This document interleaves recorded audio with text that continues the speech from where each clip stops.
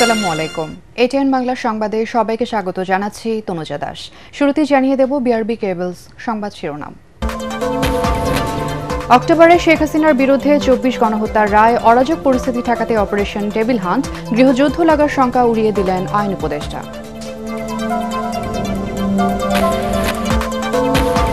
কোনো চক্রান্ত না হলে ডিসেম্বরেই আগামী জাতীয় নির্বাচন, বিএনপিকে আশ্বস্ত করেছেন প্রধান উপদেষ্টা। এ সময় ধরেই ভোটের প্রস্তুতি নিচ্ছে নির্বাচন কমিশন। সবচেয়ে দুর্নীতিগ্রস্ত দেশের তালিকায় বাংলাদেশের আরও ২ ধাপ অবনতি, বিশ্বে ১৫১তম। দুর্নীতি পুরোপুরি নিয়ন্ত্রণহীন, ট্রান্সপারেন্সি ইন্টারন্যাশনালের রিপোর্ট।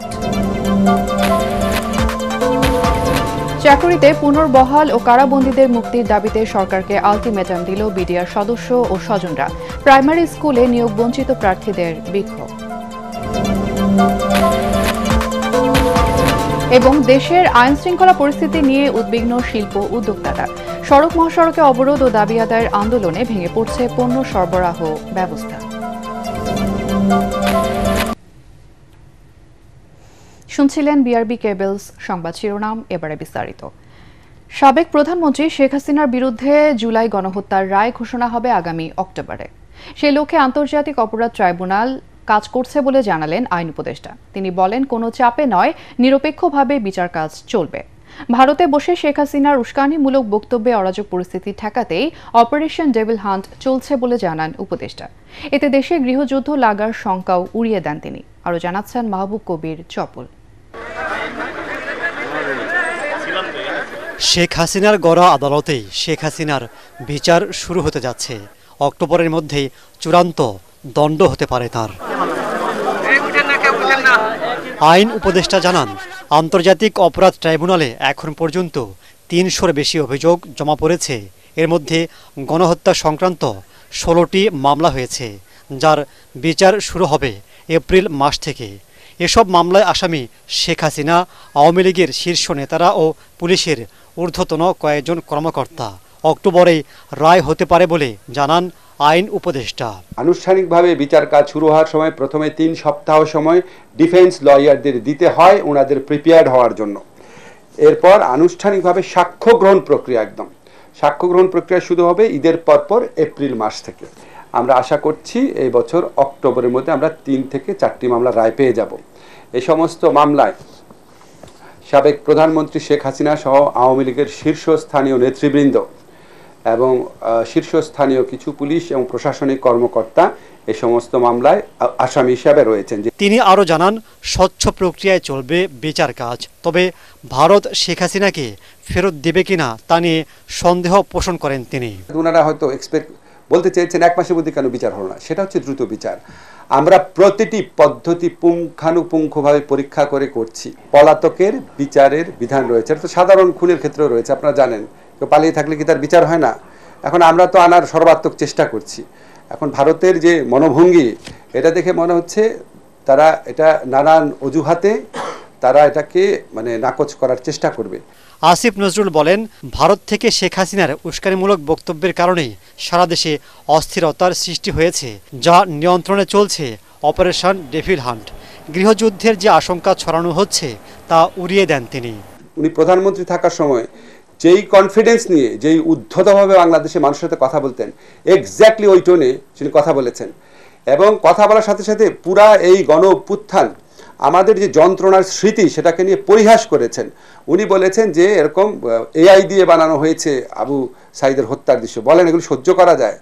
তারপর মুগ্ধকে ছাত্ররাই গুলি করে মেরেছে, মিথ্যাচার, এবং সবাইকে উস্কানি দিয়েছেন, কার বাড়িতে আগুন দিতে হবে, কাকে উনি ছাড়বেন না, ইত্যাদি করবেন না। অনেস্টলি আমার কাছে অবাক লেগেছে, আল্লাহ কি এই মানুষটার মধ্যে মিনিমাম অপরাধ বোধ দেয় নাই? আপনার নিজের মনে হচ্ছে গৃহযুদ্ধমূলক অবস্থা, তাহলে তো আপনার চেহারা হাসি থাকতো না। চিন্তা করেন না এই সমস্ত কুৎসা। আমি সবসময় বলতাম, দেখেন আমি যখন এই সরকারে ছিলাম আমি বলতাম আওয়ামী লীগের 2টা অস্ত্র, একটা হচ্ছে মিথ্যাচার, একটা হচ্ছে নিপীড়ন।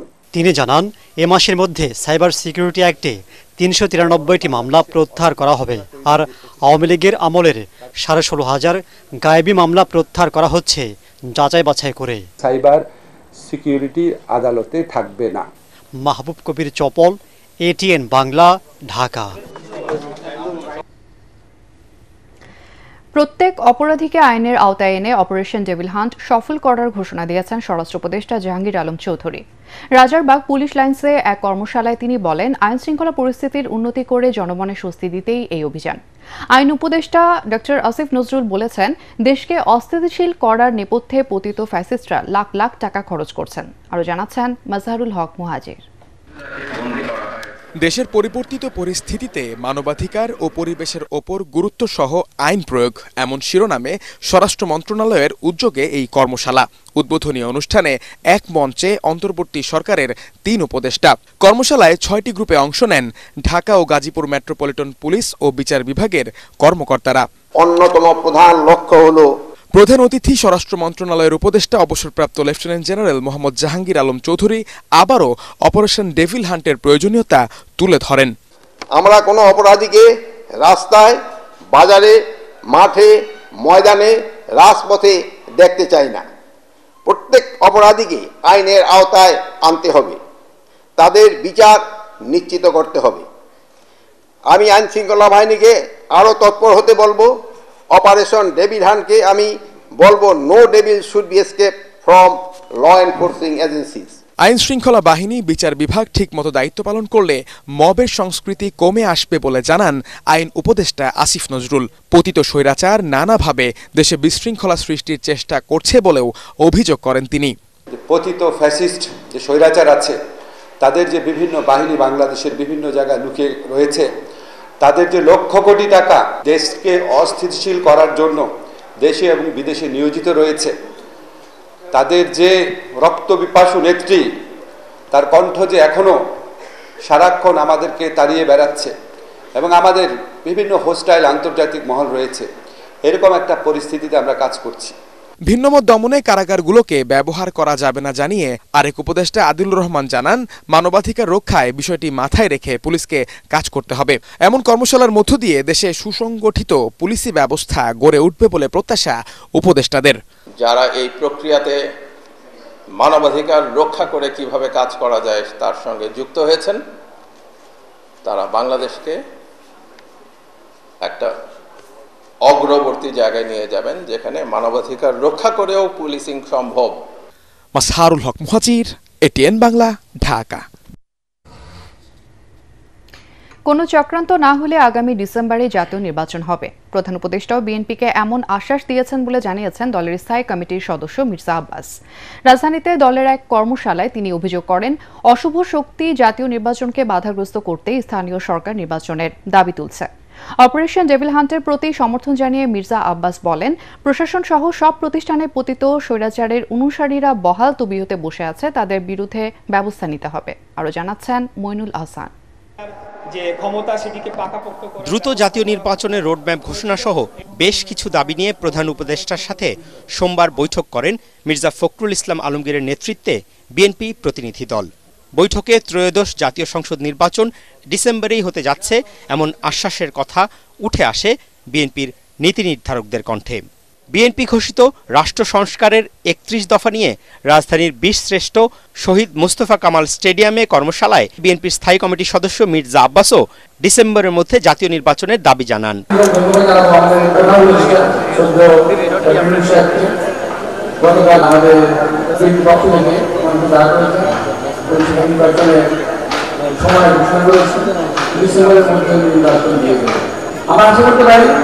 যদি কোনো কারো চক্রান্ত না থাকে তাহলে ইনশাআল্লাহ ডিসেম্বরের মধ্যে নির্বাচন হবে। অপারেশন ডেভিল হান্টের প্রতি সমর্থন জানিয়ে মির্জা আব্বাস বলেন, পতিত স্বৈরাচারের দোসররা এখনো বহাল তবিয়তে রয়েছে।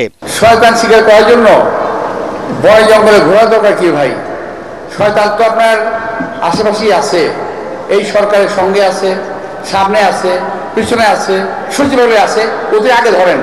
জাতীয় প্রেস ক্লাবের সামনে অবস্থান কর্মসূচিতে বিএনপি ও সমমনা দলের নেতারা আবারও প্রয়োজনীয় সংস্কার শেষে দ্রুত জাতীয় নির্বাচনের দাবি জানান। 15 বছর ধরে ভোটের অধিকারের জন্য ফেরত পাওয়ার জন্য এই দেশের জনগণ আন্দোলন করছে। তাই জনগণের অধিকার জনগণকে ফিরিয়ে দেন, জনগণ কাকে নির্বাচিত করবে সেটা জনগণ ঠিক করবে। জুলাই গণ অভ্যুত্থানে শহীদ পরিবারকে সহায়তা ও আহতদের চিকিৎসা এবং পুনর্বাসনের দাবি জানান নেতারা। মইনুল আহসান, এটিএন বাংলা, ঢাকা। রাষ্ট্র সংস্কার কার্যক্রম চালিয়ে যেতে যুক্তরাষ্ট্রের সহযোগিতা অব্যাহত রাখার আহ্বান জানিয়েছেন প্রধান উপদেষ্টা ডক্টর মোহাম্মদ ইউনূস। রাষ্ট্রীয় অতিথি ভবন যমুনায় যুক্তরাষ্ট্রের চার্জ দ্য অ্যাফেয়ার্স ট্রেসি জ্যাকবসনের সঙ্গে বৈঠকে তিনি বলেন, দেশ পুনর্গঠনে যুক্তরাষ্ট্রের সমর্থন প্রয়োজন। এটি বন্ধ করার সময় এখন নয় বলেও জানান প্রধান উপদেষ্টা। এ সময় যুক্তরাষ্ট্রের চার্জ দ্য অ্যাফেয়ার্স বলেন, বাংলাদেশের গণতান্ত্রিক উত্তরণ এবং অন্তর্ভুক্তিমূলক প্রবৃদ্ধির জন্য সংস্কার খুবই জরুরি। এদিকে বাংলাদেশের সংস্কারকে সমর্থন জানিয়েছে বিশ্বব্যাংক। প্রধান উপদেষ্টার সাথে সাক্ষাৎকালে প্রতিষ্ঠানের ভাইস প্রেসিডেন্ট মার্টিন রাইজার বলেন, দেশের শাসন ব্যবস্থা, কর প্রশাসন সহ ডিজিটালাইজেশন সংস্কারে বিশ্বব্যাংকের অর্থায়ন পুনর্বিবেচনা করা হবে।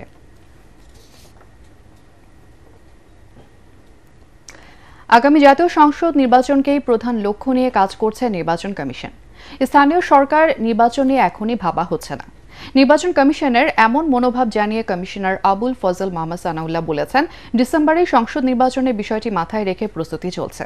তবে সরকার চাইলে এর আগে স্থানীয় কিছু নির্বাচন আয়োজন করা সম্ভব বলে মনে করেন তিনি। আগারগাঁও নির্বাচন ভবনে ইউএনডিপি সহ 18টি উন্নয়ন সহযোগী দেশের প্রতিনিধিদের সঙ্গে বৈঠক শেষে এসব কথা জানান নির্বাচন কমিশনার। বিস্তারিত জানাচ্ছেন রাসনা দাস। জাতীয় নির্বাচন সামনে রেখে ইউএনডিপি সহ 18টি উন্নয়ন সহযোগী দেশের প্রতিনিধিদের সঙ্গে বৈঠক করে নির্বাচন কমিশন। মঙ্গলবার রাজধানীর আগারগাঁওয়ে নির্বাচন ভবনে সিইসি-এএমএম নাসির উদ্দিনের নেতৃত্বাধীন কমিশন নির্বাচনের প্রস্তুতির নানা অগ্রগতি তুলে ধরেন বিদেশিদের সামনে। প্রায় 2 ঘণ্টা বৈঠক শেষে সাংবাদিকদের সাথে কথা বলেন উভয় পক্ষের প্রতিনিধিরা। নির্বাচন কমিশনার আবুল ফজল মোহাম্মদ সানাউল্লাহ জানান, আগামী জুনে চূড়ান্ত হবে ভোটার তালিকা। বলেন, ভোটের চূড়ান্ত রোডম্যাপ জানাবে সরকার, তবে প্রস্তুতি এগিয়ে নিচ্ছে কমিশন।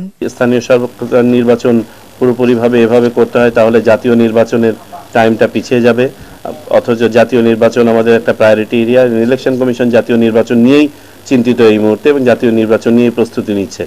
জাতীয় নির্বাচনের আগে স্থানীয় ভোট আয়োজন করতে পক্ষে বিপক্ষে মত রয়েছে অনেকের। জাতীয় নির্বাচনের আগে স্থানীয় ভোট সম্ভব কিনা এমন প্রশ্ন ছিল সাংবাদিকদের। তবে স্থানীয় সরকার নির্বাচন যদি সরকার সিদ্ধান্ত নেন কোনো অংশ বা কোনোভাবে অনুষ্ঠান করার, সেটা সরকারি সিদ্ধান্ত, সেটা তখন ওইভাবে বাস্তবায়ন করতে হবে। আমাদের কমিশনের পক্ষ থেকে আমাদের বর্তমান চলমান কার্যক্রম তথা ভোটার হালনাগাদ প্রক্রিয়া সম্বন্ধে একটা ধারণা দেওয়া হয়েছে। এ সময় ইউএনডিপির আবাসিক প্রতিনিধি স্টিফেন লিলার জানান, অবাধ, সুষ্ঠু ও নিরপেক্ষ নির্বাচন আয়োজনে সব ধরনের সহায়তা দেবে উন্নয়ন ও দাতা সংস্থাগুলো। Came in January this year and we're here for 2 weeks. Some of you might have covered that. That mission, the work of that mission was to delineate the type of technical support that the UN can provide to the Bangladesh Electoral Commission. ইসির কর্মকর্তারা জানান, জাতীয় নির্বাচন আয়োজনে প্রযুক্তি ও কারিগরি সহ নানা সহায়তা নিয়ে বিদেশি প্রতিনিধিদের সঙ্গে ইতিবাচক আলোচনা হয়েছে। রাসনা দাস, এটিএন বাংলা, ঢাকা। বাংলাদেশের দুর্নীতির ব্যাপকতাকে গভীর উদ্বেগজনক বলে মনে করে ট্রান্সপারেন্সি ইন্টারন্যাশনাল টিআই। দুধাপ পিছিয়ে বাংলাদেশ এখন বিশ্বের 180টি দেশের মধ্যে 151তম দুর্নীতিগ্রস্ত দেশ। এর আগে বাংলাদেশের অবস্থান ছিল 149, অর্থাৎ আগের চেয়ে দুর্নীতি আরও বেড়েছে। 2021 সালের নভেম্বর থেকে 2024 সালের সেপ্টেম্বর পর্যন্ত সময়কালের বিশ্লেষণে ট্রান্সপারেন্সি ইন্টারন্যাশনালের দুর্নীতি ধারণা সূচকে বাংলাদেশের এই অবস্থান উঠে আসে। আরও জানাচ্ছেন ফজলে রাব্বি। বিভিন্ন দেশে দুর্নীতির ব্যাপকতার একটা পরিমাপক সূচক। ট্রান্সপারেন্সি ইন্টারন্যাশনালের এবারের দুর্নীতির ধারণা সূচক প্রতিবেদনে দেখা যায়, দক্ষিণ এশিয়ার সবচেয়ে দুর্নীতিগ্রস্ত দেশ বাংলাদেশ। একটি দেশের রাজনীতি ও প্রশাসনে দুর্নীতির ব্যাপকতা নিয়ে ব্যবসায়ী, বিনিয়োগকারী, সংশ্লিষ্ট খাতের গবেষকদের ধারণার উপর ভিত্তি করে তৈরি গবেষণা প্রতিবেদন অনুযায়ী বিশ্বের 180টি দেশের মধ্যে বাংলাদেশের অবস্থান 151তম, পয়েন্ট পেয়েছে 23। 2001 সালে বাংলাদেশের পয়েন্ট ছিল 0.4, 2012 সালে 2.7, এরপর 2013 সালে 1 লাফে বাংলাদেশের পয়েন্ট 27-এ উঠে গেল। এরপর থেকে আবার কমতে থাকে বাংলাদেশের পয়েন্ট। সরকারি ক্রয় খাত, ব্যাংকিং খাত, ট্রেড বা বাণিজ্য, ব্যবসা বাণিজ্য খাত, power sector power and energy sector, health sector, education, land এবং ইনফ্রাস্ট্রাকচার, এই ধরনের খাতগুলো যেখানে রাষ্ট্রীয় অর্থে জনগণের অর্থে সবচেয়ে বেশি ব্যয় হয়ে থাকে, বিনিয়োগ হয়ে থাকে, এই খাতগুলোকে নীতি দখলের আওতার যে সংস্কৃতির প্রতিষ্ঠিত হয়েছে বাংলাদেশ থেকে তার থেকে মুক্ত করতে হবে, স্বার্থের দ্বন্দ্বের যে সংস্কৃতি প্রতিষ্ঠিত হয়েছে তার থেকে মুক্ত করতে হবে।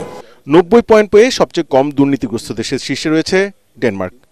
সিঙ্গাপুর, সুইজারল্যান্ড, কানাডা, যুক্তরাজ্য সহ বেশ কিছু দেশ উপরের দিকে অবস্থান করছে। তবে এ নিয়ে প্রশ্ন আছে টিআইবির নির্বাহী পরিচালকের। যদিও হাই স্কোরিং কান্ট্রি হিসেবে অনেকগুলো দেশই পরিচিত, তা সত্ত্বেও সেসব দেশে বিশেষ করে ফাইন্যান্সিয়াল সেন্টার বা আর্থিক যে ব্যবস্থাপনা আছে তার মধ্যে বিভিন্ন ধরনের লুপহোলের কারণে এক ধরনের ফ্যাসিলিটেটর কাজ করে, যারা বাংলাদেশের মতো দেশ থেকে অর্থ পাচারের সুযোগ সৃষ্টি করে। দক্ষিণ এশিয়ার দেশ ভুটান ছাড়া অন্য সব দেশে দুর্নীতি বাড়ছে। ভুটানের সফলতার কারণ বিশ্লেষণ করেন ইফতেখারুজ্জামান। ভুটানের সর্বোচ্চ পর্যায়ের রাজনৈতিক নেতৃত্ব অত্যন্ত ইতিবাচক, ব্যতিক্রমী ইতিবাচক দৃষ্টান্ত দেখিয়েছে যে তারা সরাসরিভাবে প্রত্যক্ষভাবে দুর্নীতির বিরুদ্ধে অত্যন্ত জোরালো অবস্থান ঘোষণা করেছে। বর্তমান অন্তর্বর্তী সরকারের নেওয়া পদক্ষেপগুলো বাস্তবায়ন হলে দুর্নীতির ধারণায় বাংলাদেশের অবস্থার উন্নতি হবে বলে মনে করে ট্রান্সপারেন্সি ইন্টারন্যাশনাল বাংলাদেশ। আমাদের সাথে একই স্কোর পেয়েছে কঙ্গো এবং ইরান। ফজলে রাব্বি, এটিএন বাংলা, ঢাকা। চাকরিচ্যুত বিডিআর জওয়ানদের পুনর্বহাল, কারাবন্দীদের মুক্তিসহ 8টি দাবি পূরণে সরকারকে আলটিমেটাম দিয়েছে বিডিআর সদস্য এবং তাদের পরিবার। কেন্দ্রীয় শহীদ মিনারে অবস্থান কর্মসূচিতে এই ঘোষণা দেন পিলখানায় বিডিআর বিদ্রোহ এবং হত্যা মামলায় কারাবন্দী জওয়ানদের স্বজনরা। এদিকে টানা 6ষ্ঠ দিনের মতো শাহবাগে বিক্ষোভ করেছেন সরকারি প্রাথমিক বিদ্যালয়ের সহকারী শিক্ষক পদে নিয়োগ বাতিল হওয়া প্রার্থীরা। দাবি আদায় না হওয়া পর্যন্ত রাজপথে থাকার ঘোষণা দেন তারা। আরও জানাচ্ছেন ঐশী গোস্বামী প্রমা। চাকুরিতে পুনর্বহাল, কারাবন্দীদের মুক্তি ও বিস্ফোরক মামলা বাতিল, তদন্ত কমিশন পুনর্গঠন সহ 8 দফা দাবিতে জাস্টিস ফর বিডিআর স্লোগানে কেন্দ্রীয় শহীদ মিনারের সামনে অবস্থান নেয় বিডিআর সদস্য ও তাদের পরিবার। যেসব বিডিআর জেলে বর্তমানে আছে তারা সবাই নির্দোষ, কারণ তারা হাসিনার দেয়া রায়ে দোষী। যেখানে হাসিনা নাই সেখানে হাসিনার রায় কেমনে থাকে? এই 6 দফা দাবি মানা যাতে সরকার মাইনে নেয়, তার জন্যই আমাদের এই আন্দোলন। তারা বলেন, কয়েক দফা অন্তর্বর্তী সরকারের সাথে দেখা করলেও কোনো পদক্ষেপ নেওয়া হয়নি। তাই আগামীকাল বেলা 12টার মধ্যে সরকার সন্তোষজনক উত্তর না দিলে কঠোর আন্দোলনে যাওয়ার কথাও জানান তারা। এই লাখো কোটি জনতা আপনাদেরকে নিয়ে স্বপ্ন দেখছে, তাদের স্বপ্নকে বাস্তবায়ন করুন। এতে সংহতি জানিয়ে বৈষম্য বিরোধী ছাত্র আন্দোলনের কেন্দ্রীয় নির্বাহী কমিটির সদস্য মাহিন সরকার বলেন, দাবি বাস্তবায়নে সরকারকে দ্রুত পদক্ষেপ গ্রহণ করতে হবে। একটি তদন্ত কমিটি গঠনের চেষ্টা হয়েছিল আমরা জানি, তো এই বিষয়গুলো কিন্তু জনমনে সন্দেহ সৃষ্টি করছে। তো সেই জায়গা থেকে আমাদের ন্যায্য দাবি দেওয়াগুলো আদায়ের জন্য আমরা মাঠে ছিলাম এবং বরাবর থাকবো ইনশাল্লাহ। অন্যদিকে রাজধানীর শাহবাগ জাদুঘরের সামনে 6ষ্ঠ দিনের মতো অবস্থান নেন প্রাথমিক বিদ্যালয়ের সহকারী শিক্ষক পদে 3য় ধাপে নিয়োগ বাতিল হওয়া শিক্ষকরা। জানান, প্রাথমিক ও গণশিক্ষা সহ 3 মন্ত্রণালয়ের সুপারিশের পরেও হাইকোর্টের রায়ে তারা বৈষম্যের শিকার হয়েছেন। আমাদের আত্মসম্মানে লাগে, আমাদের এখানে দাঁড়িয়ে থাকতে ভালো লাগে না। আমরাও চাই সরকার আমাদের দাবিটা মেনে নেয়, আমাদের দ্রুত যোগদানের ব্যবস্থা করে দেয়, আমরা এখান থেকে চলে যাই। প্রথম ও দ্বিতীয় ধাপের যারা নিয়োগপ্রাপ্ত হয়েছে তাদেরকে যোগদান দেওয়া হয়েছে, কিন্তু আমরা 3য় ধাপে আমাদের এখনো যোগদান দেওয়া হচ্ছে না। যোগদান নিশ্চিত না হওয়া পর্যন্ত 1 দফা দাবি চলমান থাকবে বলেও ঘোষণা দেন তারা। ঐশী গোস্বামী প্রমা, এটিএন বাংলা, ঢাকা। বর্তমান আইনশৃঙ্খলা পরিস্থিতি নিয়ে উদ্বিগ্ন দেশের রপ্তানিমুখী শিল্পের উদ্যোক্তারা। তাদের আশঙ্কায় পরিস্থিতির উন্নতি না হলে বৈশ্বিক প্রতিযোগিতায় পিছিয়ে পড়বে রপ্তানি খাত। সব ধরনের আন্দোলন থেকে ব্যবসা বাণিজ্য এবং উৎপাদনের সঙ্গে জড়িত শিল্প কারখানাকে বাইরে রাখার পরামর্শ দিয়েছেন বিশ্লেষকরা। সড়ক মহাসড়ক অবরোধ করে ধারাবাহিকভাবে দাবি আদায়ের এমন আন্দোলনে সরবরাহ ব্যবস্থা ভেঙে পড়েছে বলে জানান তারা। আরও জানাচ্ছেন শারফুল আলম। প্রতিদিনই বিভিন্ন দাবি আদায়ে সড়কে অবস্থান কর্মসূচি পালন করছে কোনো না কোনো মহল। এতে রাজধানী ঢাকাসহ দেশের বিভিন্ন প্রান্তে কোনো না কোনো সড়কে অবস্থান করেন তারা। এমন কর্মকাণ্ডে কখনো কখনো সহিংসতায় রূপ নেয়। এতে ব্যাহত হয় সড়কের শৃঙ্খলা, বাধাগ্রস্ত হচ্ছে পণ্য পরিবহন সহ ব্যবসায়িক কর্মকাণ্ড। সড়কে এমন কর্মসূচির কারণে সরবরাহ ব্যবস্থা ভেঙে পড়ে। এজন্য সময়মতো পণ্য আমদানি রপ্তানি প্রক্রিয়া বাধাগ্রস্ত হচ্ছে, যা নিয়ে ভুল বার্তা যাচ্ছে বিদেশিদের কাছে, এমন অভিমত ব্যবসায়ীদের। গত 2-3 দিন ধরে যা হয়েছে সেটা নিয়ে প্রত্যেকে উদ্বিগ্ন এবং তারা ওয়াচ করছে যে বাংলাদেশ আসলে কত তাড়াতাড়ি তাদের আইন শৃঙ্খলার উন্নতি হবে, দেশের স্থিতিশীলতা আসবে। এদেশে যারা ব্যবসা করতেছে তারা নিজেরই উদ্বিগ্ন, আমরাই যদি উদ্বিগ্ন হই ওদের কাছে কিন্তু মেসেজটা হবে যে we have to wait for it, এবং সে যখন তার সিকিউরিটি না পাবে সে কিন্তু তখন কিন্তু একটা অন্য অপশন খোঁজার চেষ্টা করবে। আন্দোলনের কারণে কারখানায় পণ্য উৎপাদন ব্যাহত হচ্ছে, বাড়ছে পরিবহন সহ কারখানার ব্যয়। এর সাথে যুক্ত হয়েছে বাংলাদেশের ভাবমূর্তিও। বিশ্লেষকদের মতে রপ্তানি শিল্পে আইন শৃঙ্খলা পরিস্থিতি নিয়ন্ত্রণ এখন সবচেয়ে বড় চ্যালেঞ্জ। এটা যদি কন্টিনিউ থাকে তাহলে obviously the private sector growth will come down এবং প্রাইভেট সেক্টর ইনভেস্টমেন্টের গ্রোথও কমে যাবে। সে political commitment, political stability, law and order situations, ট্যাক্সের স্ট্যাবিলিটি এবং আমাদের অল্টারনেটিভ এনার্জি সমস্ত যে রিসোর্স আছে সেগুলোর অ্যাভেলেবিলিটি, এগুলো যদি করতে পারি তাহলে আমাদের ডোমেস্টিক ইনভেস্টমেন্ট যেরকম হবে সেরকমভাবে ফরেন ডিরেক্ট ইনভেস্টমেন্টও আসবে। দেশের কর্মসংস্থান ও রপ্তানি আয়ের ইতিবাচক ধারা অব্যাহত রাখতে নীতি নির্ধারকদের আরও আন্তরিক হওয়ার তাগিদ দিয়েছেন বিশেষজ্ঞরা। শরফুল আলম, এটিএন বাংলা, ঢাকা। রমজান উপলক্ষে সারা দেশে অতিরিক্ত ৯,০০০ মেট্রিক টন পণ্য টিসিবির মাধ্যমে বিক্রি করা হবে বলে জানিয়েছেন বাণিজ্য উপদেষ্টা শেখ বশিরউদ্দিন। স্বল্প আয়ের ১২ লাখ পরিবার সাশ্রয়ী মূল্যে এসব পণ্য কিনতে পারবে। টিসিবির ফ্যামিলি কার্ড ছাড়াই ট্রাকে এসব পণ্য সরবরাহ করা হবে। খুলনার শিববাড়ি মোড়ের ভ্রাম্যমাণ ট্রাকে টিসিবির পণ্য বিক্রয় কার্যক্রমের উদ্বোধনী অনুষ্ঠানে উপদেষ্টা এসব তথ্য জানান।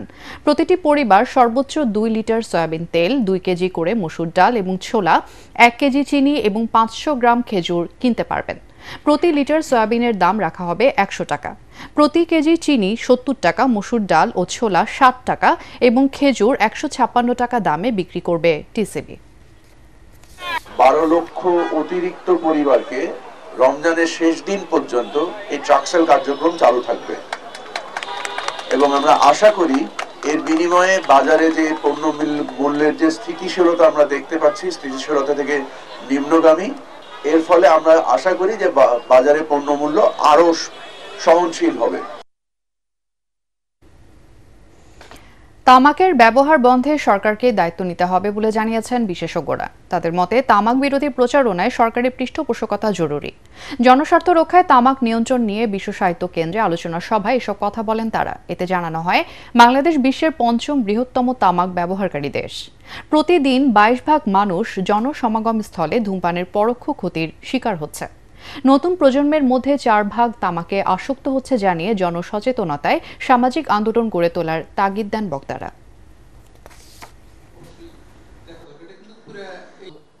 আমরা দারিদ্র্যের পাশাপাশি যদি স্মোকিংটাকে রাখি তাহলে আমরা বুঝতে পারি যে দারিদ্র্য যেমন আমরা এখনো ভুগছি, আমরা নিরক্ষরতা এখনো আমাদের 25 to 30% পিপলকে আমরা নিরক্ষর রেখেছি, তেমনি আমরা স্মোকিং এর জায়গায় আমাদের যা করণীয় সেটাকে আমরা করতে পারি নাই। কমপক্ষে 25 জনের মধ্যে 3 জন মেয়ে উন্মুক্ত জায়গায় সিগারেট খাচ্ছে। আগে হলো লুকায় খাইতো, এখন হলো উন্মুক্ত জায়গায় খাওয়ার সম্ভব হচ্ছে। সুতরাং এগুলো হলো পরিবর্তন, আমি যেটা বলার চেষ্টা করতেছি, যে হুইচ আর রিয়েলি অ্যালার্মিং। এবার আল আরাফা ইসলামী ব্যাংক অর্থ সংবাদ।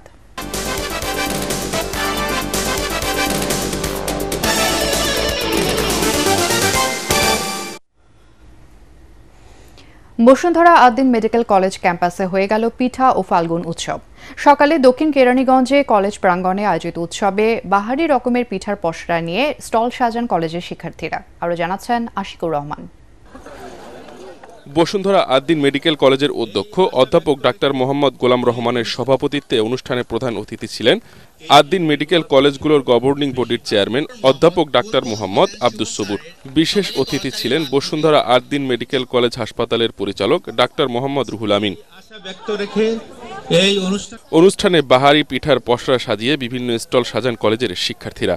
স্টলগুলোতে ছিটারুটি, পান্তুয়া, চন্দ্রকুলি, জামাই, বিবিখানা, নকশি, চিতই, গাজর পিঠা সহ দই, ডাবের পুটিং, নারকেল নাড়ু, পাকোড়া, পুটিং, ফালুদা, রসমালাই সহ বিভিন্ন ধরনের খাবার স্থান পায়। অনুষ্ঠানে বক্তারা বলেন, বাঙালি ঐতিহ্যের অন্যতম অংশ পিঠা। উৎসব আয়োজনের মধ্য দিয়ে বাঙালি ঐতিহ্যকে রক্ষা করতে হবে। এখান থেকে অনুপ্রাণিত হয়ে অন্যান্য মেডিকেল কলেজগুলোও যদি এই ধরনের আয়োজন করে, তাহলে মেডিকেলের ছাত্রছাত্রী যারা আছে এবং শিক্ষক মণ্ডলীও যারা আছেন, অন্যরা যারা আছেন, তাদের ভিতরে যে সুপ্ত প্রতিভা আছে, সেই প্রতিভা স্ফুরণ ঘটানোর একটা প্ল্যাটফর্ম এটা হবে। এবং আমি প্রত্যাশা করব যে প্রত্যেক বছর এটি আবার হবে এবং এর ফলে যে চাপের ভিতরে বলা হয় মেডিকেলের ছাত্রছাত্রীরা থাকে, সেই চাপ থেকে তারা কিছুটা মুক্তি পাবে। এরকম প্রোগ্রাম আমরা কন্টিনিউ অব্যাহত রেখেছি। যেই প্রোগ্রামটি আমাদের বর্তমান ডিজি অফিস থেকে কালচারাল উইক করার জন্য নির্দিষ্ট সময়ে আমাদের সময় বেঁধে দিয়েছে।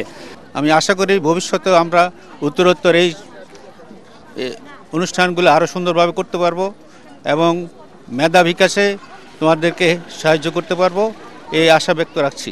পিঠা উৎসবে বসুন্ধরা আদ্দিন মেডিকেল কলেজের বিভিন্ন বিভাগের শিক্ষক, শিক্ষার্থী, কর্মকর্তা, কর্মচারী ও দর্শনার্থীরা উপস্থিত ছিলেন। আশিকুর রহমান, এটিএন বাংলা। ঝালকাঠে কাঠালিয়ার বিভিন্ন ইউনিয়নে বিএনপির রাষ্ট্র সংস্কার ও মেরামতের ৩১ দফা বাস্তবায়নে গণসংযোগ, পথসভা এবং লিফলেট বিতরণ করেছেন নিউ ইয়র্ক দক্ষিণ বিএনপির সভাপতি হাবিবুর রহমান সেলিম রেজা। উপজেলার ৬টি ইউনিয়নের বিভিন্ন হাটবাজার ও গ্রামে গণসংযোগ, লিফলেট বিলি এবং পথসভায় বক্তব্য রাখেন তিনি। এ সময় বিএনপির ভারপ্রাপ্ত চেয়ারম্যান তারেক রহমানের ঘোষিত রাষ্ট্র কাঠামো সংস্কার ও মেরামতের ৩১ দফা বাস্তবায়নের দাবি সংক্রান্ত লিফলেট তুলে দেন সাধারণ মানুষের হাতে। বিএনপির স্থানীয় নেতাকর্মীরা গণসংযোগে অংশ নেন। এ সময় কেন্দ্রীয় ছাত্র দলের সাবেক সহ সাংগঠনিক সম্পাদক গোলাম আজম সৈকত, উপজেলা বিএনপির নেতা অবসরপ্রাপ্ত কর্নেল মোস্তাফিজুর রহমান এবং ডক্টর জাকারিয়া লিঙ্কন বক্তব্য রাখেন।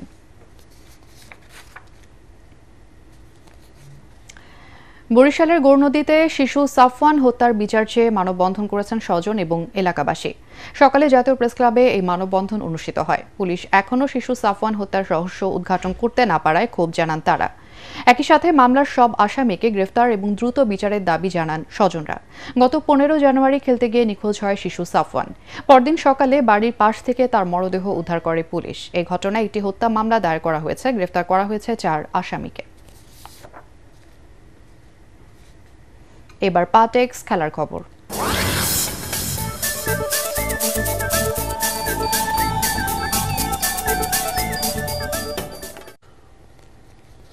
বাংলাদেশের নারী ক্রিকেটার সোহেলি আক্তারকে সব ধরনের ক্রিকেট থেকে ৫ বছরের জন্য নিষিদ্ধ করেছে আন্তর্জাতিক ক্রিকেটের সর্বোচ্চ সংস্থা আইসিসি। ফিক্সিং সংক্রান্ত ৫টি ধারা ভঙ্গের দায়ে এই শাস্তি পেয়েছেন তিনি। আইসিসির দুর্নীতি দমন ইউনিটের কাছে দায় স্বীকার করেছেন সোহেলি। ১০ ফেব্রুয়ারি থেকে তার নিষেধাজ্ঞা কার্যকর হয়েছে। তিনি সবশেষ জাতীয় দলে খেলেছেন ২০২২ সালে। তবে ২০২৩ সালে দক্ষিণ আফ্রিকায় অনুষ্ঠিত নারী টি-20 বিশ্বকাপে বাংলাদেশ দলের এক ক্রিকেটারকে ফিক্সিংয়ের প্রস্তাব দেন। নতুন যুগে প্রবেশ করল বাংলাদেশ ফুটবল। ২ বছরের চুক্তিতে কিট স্পন্সর হয়েছে দেশীয় স্পোর্টস ব্র্যান্ড দৌড়। বিকেলে বাফুফে ভবনে চুক্তি সই করেন বাফুফের সভাপতি তাবিদ আওয়াল এবং দৌড়ের স্বত্বাধিকারী আবিদ আলম চৌধুরী। ৩টি বিদেশি এবং ২টি দেশীয় কোম্পানির সাথে আলোচনা শেষে কিট স্পন্সর হিসেবে দৌড়কে বেছে নেয় বাফুফে। আরও জানাচ্ছেন পরাগ আরমান। বাংলাদেশের হয়ে হামজা চৌধুরীর খেলতে চাওয়াটা আশীর্বাদ হয়ে এসেছে। প্রথমবারের মতো দীর্ঘমেয়াদে কিট স্পন্সর পেল বাংলাদেশ ফুটবল। আপাতত ২ বছরের জন্য বাংলাদেশের কিট স্পন্সর হয়েছে দৌড়। চুক্তি স্বাক্ষর অনুষ্ঠানে বাফুফের সভাপতি তাবিদ আওয়াল জানান, বিনামূল্যে কিট দেবে দৌড়। অ্যাপ্রুভের জন্য ফিফার কাছে জার্সি পাঠানো হয়েছে। জার্সিটাকে অল ওয়েদারে, যদিও বৃষ্টি এখনো পড়ে নাই, বাট বিভিন্ন ক্লাইমেটিক কন্ডিশনে, বিভিন্ন ইন্টেন্সিটিতে, বিভিন্ন ওয়াশের ভিতরে আমরা কোনো চেক করেছি যেন কালার, স্টিচিং এগুলোতে কোনো কম্প্রোমাইজ না হয়। বাংলাদেশের নাম এখন পৃথিবীতে আমরা ছড়িয়ে দিব। তো বাংলাদেশের নাম যখন আমাদের ফুটবলরা ছড়িয়ে দিতে যাচ্ছে, আমাদের খেলারা ছড়িয়ে দিচ্ছে, আগামীতে আমাদের কাপড়, আমাদের ডিজাইন আমাদের ব্যবসাটা কিন্তু ছড়িয়ে দিবে। ফুটবল ফেডারেশনের সহসভাপতি ফাহাদ করিম জানান, জার্সি বিক্রি থেকে লভ্যাংশের একটি পরিমাণও পাবে বাফুফে। অন্য যে বাংলাদেশি ব্র্যান্ড তাদের সাথে আবার নেগোশিয়েট করে যে if they could make us a better offer, but between those offer was best. So basically 3টি বিদেশি কোম্পানি আর 2টো বাংলাদেশি কোম্পানি, মোটামুটি 5টি কোম্পানির সাথে আমরা যোগাযোগ করে finally we reached to go ahead with দৌড়। এদিকে দৌড়ের স্বত্বাধিকারী আবিদ আলম চৌধুরী জানান, বাংলাদেশেরই একজন আন্তর্জাতিক মানের ডিজাইনার জাতীয় দলের জার্সি ডিজাইন করেছেন। বাংলাদেশের হেরিটেজটাই ওই এর মধ্যে জার্সির মধ্যে বোঝানোর চেষ্টা করবে। দৌড়ের সাথে প্রাথমিকভাবে 2 বছরের চুক্তি করেছে বাফুফে। জার্সি বিক্রির জন্য নিজেদের সব চালু করার পরিকল্পনা হাতে নিয়েছে Bafufe. Parag Arman, ATN Bangla, Dhaka. Thank you. Anwar হোসেনের শ্রেষ্ঠত্বের মধ্য দিয়ে শেষ হলো জাতীয় প্রেস ক্লাবের ব্যাডমিন্টন টুর্নামেন্ট। প্রতিযোগিতার সমাপনী দিনে পুরুষ এককের ফাইনালে আনোয়ার হোসেন পরাজিত করেন আরটিভির মমিন হোসেনকে। তৃতীয় হয়েছেন জুনায়েদ শিশির। ফাইনাল শেষে বিজয়ী এবং বিজিতদের পুরস্কৃত করেন বাংলাদেশ ফুটবল ফেডারেশনের সিনিয়র সহ সভাপতি ইমরুল হাসান।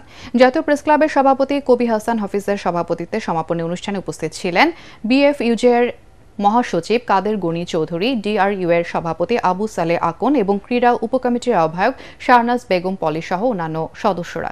3 দিনের এই প্রতিযোগিতায় প্রেস ক্লাবের প্রায় 150 জন নারী এবং পুরুষ সদস্য অংশ নেন।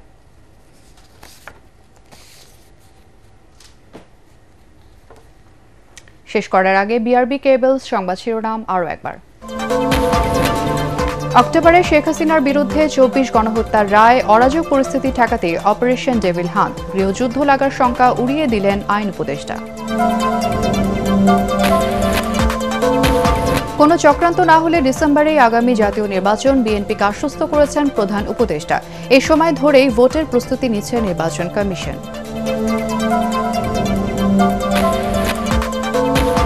সবচেয়ে দুর্নীতিগ্রস্ত দেশের তালিকায় বাংলাদেশের আরও 2 ধাপ অবনতি, বিশ্বে 151তম। দুর্নীতি পুরোপুরি নিয়ন্ত্রণহীন, ট্রান্সপারেন্সি ইন্টারন্যাশনালের রিপোর্ট।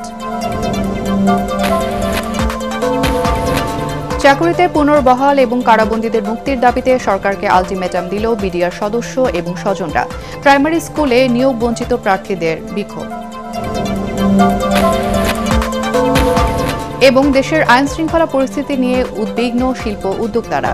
সড়ক মহাসড়কে অবরোধ ও দাবি আদায়ের আন্দোলনে ভেঙে পড়ছে পণ্য সরবরাহ ব্যবস্থা। আর এই ছিল এখনকার সংবাদ। আমাদের এটিএন বাংলার সংবাদ ইউটিউবে দেখতে ব্রাউজ করুন youtube/ATN Bangla News।